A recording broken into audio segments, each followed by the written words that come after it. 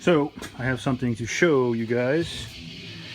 Trying to get some input, feedback, see what everybody thinks of the idea. Possibly make some more prototypes and try to market it.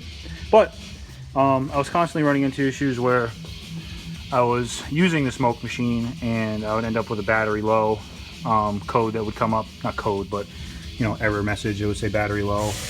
And you'd run vehicle batteries down till they're almost dead, and you lose memory on people's radios and stuff like that, and it's just kind of a hassle. So what I decided to come up with was using a welding cart.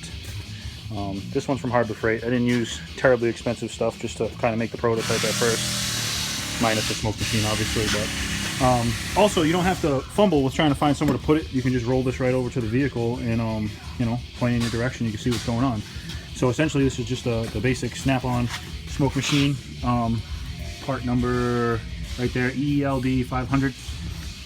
And what I do have is a deep cycle battery mounted inside of the welding cart.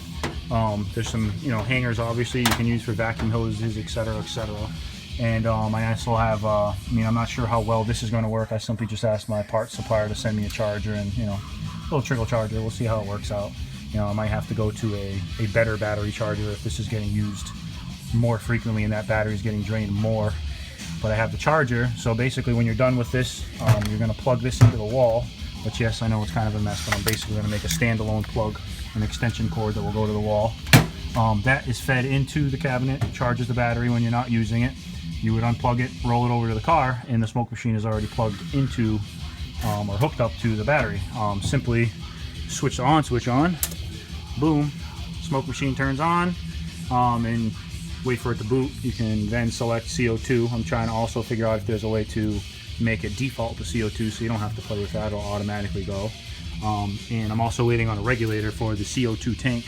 But now, you can see the size of the CO2 tank. I'm not going to have to go to the paintball store and refill my little CO2s. I got this big CO2 tank that'll last me a long time. Just waiting on a regulator from our parts store that we're going to hook up to the machine, which is a maximum pressure of 175 input. So I'm thinking that I can have whole units like this. I mean, this smoke machine sells for almost $3,000, and I don't see why you can't sell a kit like this to a busy shop that would have a use for it. And like I said, you prevent draining vehicle batteries down, and everything's all in one. You're not looking for a place to store this smoke machine.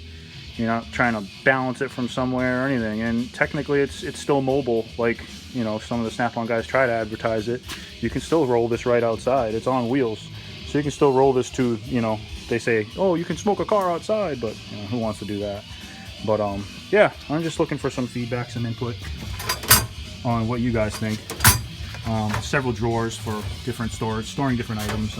Obviously this is a prototype, so there's not much going on as far as items. The batteries stored inside of here, so the look could be cleaned up a little bit, maybe a better charger, but I think it's an awesome idea.